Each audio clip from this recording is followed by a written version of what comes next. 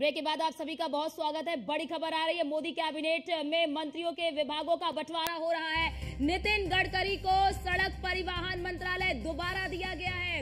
ये बड़ी खबर आपको बता दें, आज शाम 5 बजे मोदी कैबिनेट की ये पहली बैठक हुई और इस बैठक में तमाम निर्णय भी लिए गए, फैसले भी लिए गए और एस जयशंकर को विदेश मंत्रालय फिर से मिला है। ये बड़ी खबर आपको बता दें, मोदी कैबिनेट के मंत्रियों के विभागों का बंटवारा हुआ है, जिसमें बात कर ले सड़क परिवहन मंत्री की तो नितिन गडकरी को सड़क परिवहन मंत्रालय फिर से दिया गया है और विदेश मंत्री के तौर पर एस जयशंकर को ये मंत्रालय सौंपा गया है। इससे पहले भी विदेश मंत्रालय एस जयशंकर के पास ही था और अब भी उन्हीं को दिया गया है। तो ये बड़ी खबर आपको बता दें, जैसा कि लगातार हम चर्चा भी कर रहे थे कि ये महत्वपूर्ण मंत्रालय है और इस मंत्रालय को क्या बीजेपी अपने सहयोगी दलों को देगी या फिर अपने पास ही रखेगी। अब ऐसे में जानकारी निकलकर सामने आ रही है कि जो रोड परिवहन यानी कि सड़क परिवहन मंत्रालय है उसे नितिन गडकरी को दोबारा से दिया गया है और विदेश मंत्रालय का जो ये पदभार है वो एस जयशंकर को ही दिया गया है। नितिन गडकरी के पिछले कार्यकाल को भी आप देखेंगे तो उनके पास ये मंत्रालय था और नितिन गडकरी ने जिस तरह से देश भर में सड़कों का जाल बिछाया, जिस तरह से रोडों का निर्माण किया गया है, जिस तरह से 4 लेन बनाए गए हैं, वो अपने आप में काफी प्रशंसनीय है। और देखिए, जनता इससे काफी ज्यादा खुश है क्योंकि कनेक्टिविटी बढ़ाना ये एक बड़ी चुनौती हर सरकार के सामने रही है, क्योंकि जब तक कनेक्टिविटी बेहतर नहीं होगी देश का विकास कैसे होगा। सड़कें नहीं होंगी, पुल नहीं होंगे, अगर हाईवेज नहीं होंगे तो फिर कैसे विकास की रफ्तार आगे बढ़ेगी। अब ऐसे में जिस तरह का काम नितिन गडकरी ने सड़क परिवहन मंत्री रहते हुए किया और उनके काम को देखते हुए ये मंत्रालय, और देखिए राजनाथ सिंह को रक्षा मंत्रालय मिला है। इससे पहले के कार्यकाल में भी उनके पास रक्षा मंत्रालय था और फिर से उनको रक्षा मंत्रालय दिया गया है। और हमारे साथ हमारे associate editor Brajesh Srivastava phone line पर जुड़ चुके हैं। ब्रजेश जी, जैसा कि हम चर्चा भी कर रहे थे कि सीसीएस के मंत्रालय बीजेपी अपने पास रखेगी, वैसी खबर भी निकलकर सामने आ रही है। देखिए अर्चना, जाहिर तौर पर जिस तरीके से कैबिनेट का गठन हुआ, जिस तरीके से पोर्टफोलियो डिस्ट्रीब्यूट किए जा रहे हैं, वो साफ तौर पर जग जाहिर है कि जो पिछला कार्यकाल था 2019 में जो कैबिनेट गठित हुई थी, कमोबेश उसी तरह के कैबिनेट जो है खासकर सीसीएस को लेकर के कोई बदलाव नहीं होगा। एस जयशंकर विदेश मंत्री, रक्षा मंत्री राजनाथ सिंह, सड़क परिवहन मंत्री नितिन गडकरी, ये वो तमाम चेहरे हैं जो पिछली सरकार में मोदी सरकार की कामयाबी के सिंबल थे और उनको दोबारा रिपीट किया गया है। राजनाथ सिंह को लेकर के चर्चाएं थी कि क्या उनका पोर्टफोलियो बदला जा सकता है, लेकिन राजनाथ सिंह को दोबारा रक्षा मंत्रालय दिया गया है। और सबसे बड़ी बात यह है कि विदेश मंत्री के तौर पर एस जयशंकर ने जिस तरह का जबरदस्त काम किया है, जिस तरीके से देश की ग्लोबल इमेज बनाने का काम किया है, उसी का रिवार्ड मिला है कि एक बार फिर से उन्हें विदेश मंत्रालय दिया गया है। तो लगातार पोर्टफोलियो पर एक एक करके नाम आ रहे हैं। न्यूज वन इंडिया सबसे पहले एक नाम को बता रहा है। उत्तराखंड से अजय टम्टा पहली बार मंत्री बनाए गए हैं अजय भट्ट की जगह, और उनको सड़क परिवहन राज्य मंत्री बनाया गया है अजय टम्टा को। तो ये अपने आप में बड़ी खबर है। पिछली बार उत्तराखंड से अजय भट्ट थे जिनको रक्षा राज्य मंत्री बनाया गया था, लेकिन सड़क परिवहन राज्य मंत्री यानी कि नायब के तौर पर नितिन गडकरी के नायब के तौर पर काम करेंगे। और अश्विनी वैष्णव को रेल मंत्रालय पर रिपीट किया गया है। रेल मंत्रालय दरअसल एक ड्रीम प्रोजेक्ट है।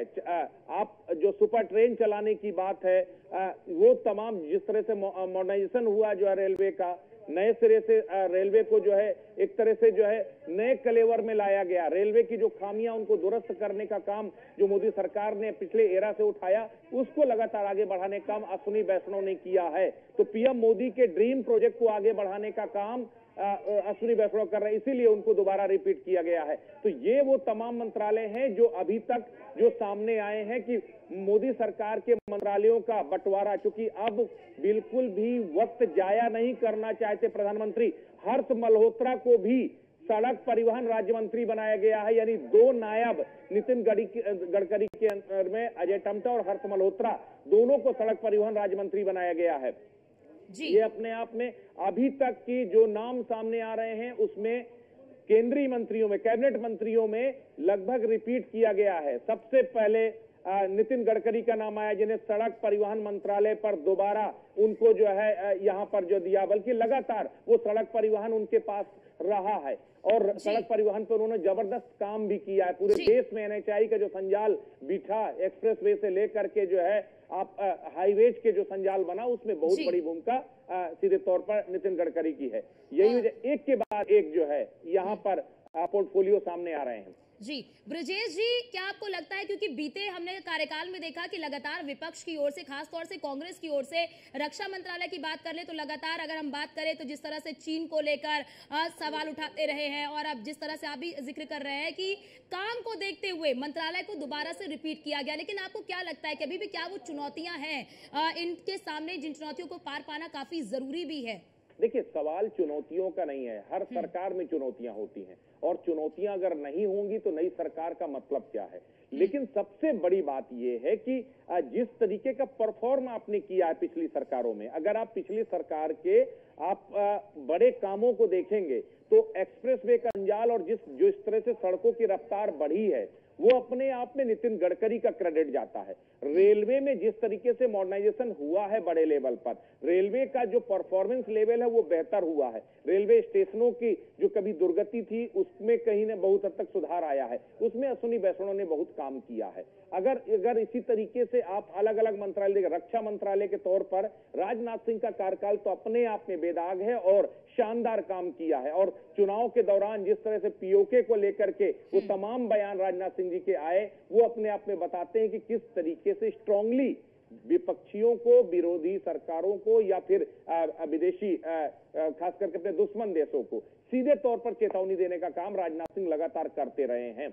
तो वो खबर यहां पर सामने आई। अभी जो सबसे बड़ी निगाह इस पर टिकी है कि अमित शाह का पोर्टफोलियो क्या हो रहा है। पिछली बार वो गृह मंत्री थे, इस बार भी गृह मंत्रालय का जिम्मा मिलने की पूरी संभावना है कि गृह मंत्रालय उन्हें जो है गृह मंत्रालय वो रिपीट करने जा रहे हैं, क्योंकि गृह मंत्री के तौर पर जो उन्होंने काम किया है वो अपने आप में लाजवाब है।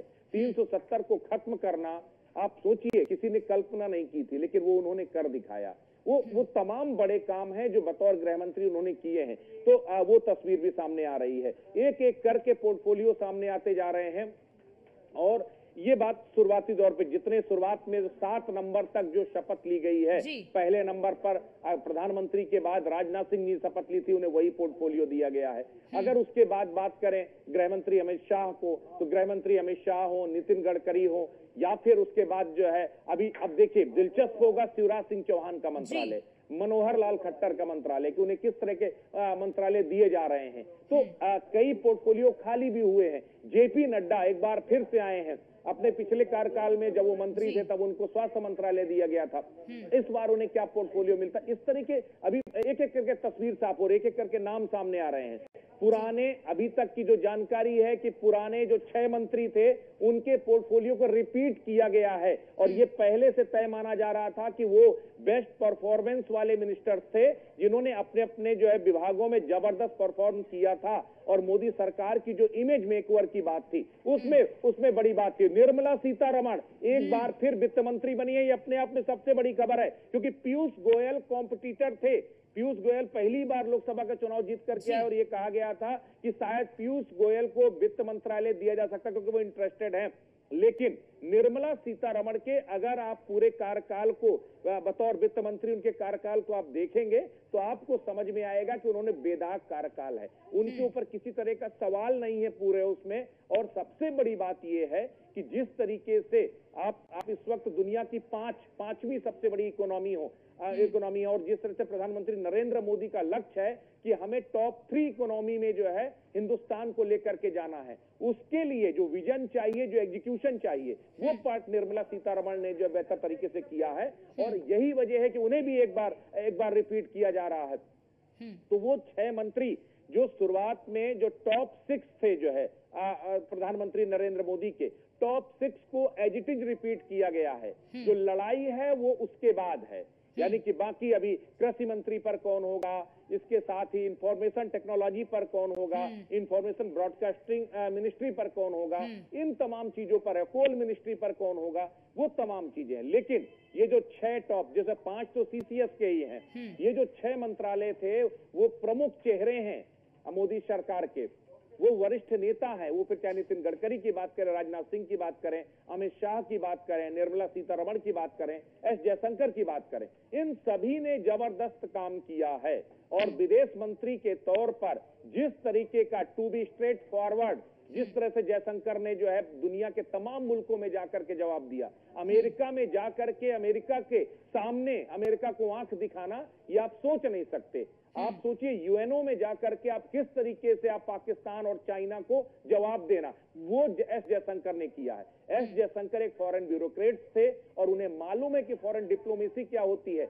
एक एक शब्द उनका गिना चुना होता है, एक एक बयान उनका पूरी तरह संतुलित होता है, और उसी ने हिंदुस्तान के एक ग्लोबल लीडर के तौर पर इमेज बनाई है। तो अपने आप में ये बड़ी बात है। लगातार हम पोर्टफोलियो दिखा रहे हैं कि किस तरीके से एक बार फिर से पुराने मंत्रियों के मंत्रालय रिपीट किए गए हैं, खास करके जो टॉप 6 मंत्री थे उनके रिपीट किए गए हैं।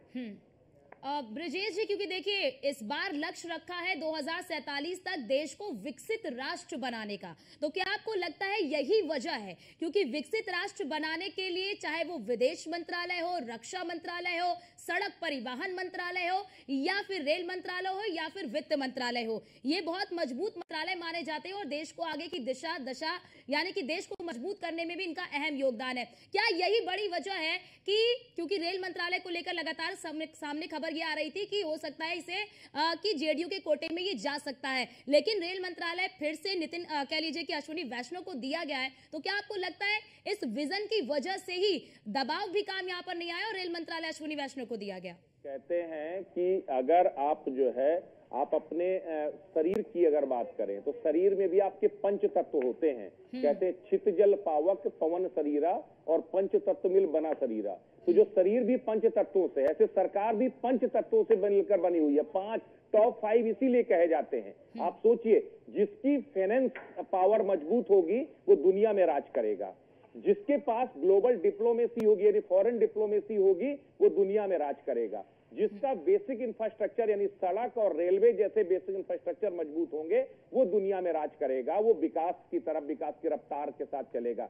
और डिफेंस इस वक्त दुनिया की सबसे ज्यादा जो है बड़ी पावर। आप सोचिए कि पाकिस्तान जैसा देश जिसके पास खाने को रोटी नहीं है वो सबसे ज्यादा बजट अपना रक्षा पे खर्च करता है। तो डिफेंस मिनिस्ट्री इसीलिए सबसे पावरफुल मिनिस्ट्री मानी जाती है। टॉप 5 में दूसरे पायदान पर अगर आती तो डिफेंस मिनिस्ट्री आती है। इसीलिए राजनाथ सिंह प्रधानमंत्री नरेंद्र मोदी के बाद दूसरे नंबर पर जाकर शपथ लेते हैं, गृह मंत्रालय तीसरे नंबर पर शपथ लेते हैं। तो ये अपने आप में बड़ी बात है। और होम मिनिस्ट्री को क्यों टॉप 5 में माना जाता है? क्योंकि होम मिनिस्ट्री अपने आप में देश के अंदर जिस तरीके से समन्वय बिठाना है, शांति व्यवस्था कायम करना है, लॉ एंड ऑर्डर मेंटेन करना है, उसके बगैर अगर एनआरकी को आप खत्म कर देंगे तो डेवलपमेंट के पहिए आप तेजी के साथ भागने लगेंगे। इसीलिए इन तमाम मंत्रालयों को बीजेपी ने पहले से तय किया था कि वो जो सीसीएस के मंत्रालय होंगे वो बीजेपी अपने पास रखेगी, उन्हें अपने पास रखा। वो तमाम चेहरे जो टॉप प्रायोरिटी के चेहरे थे उन सभी को वो अपने मंत्रालयों को रिपीट किया।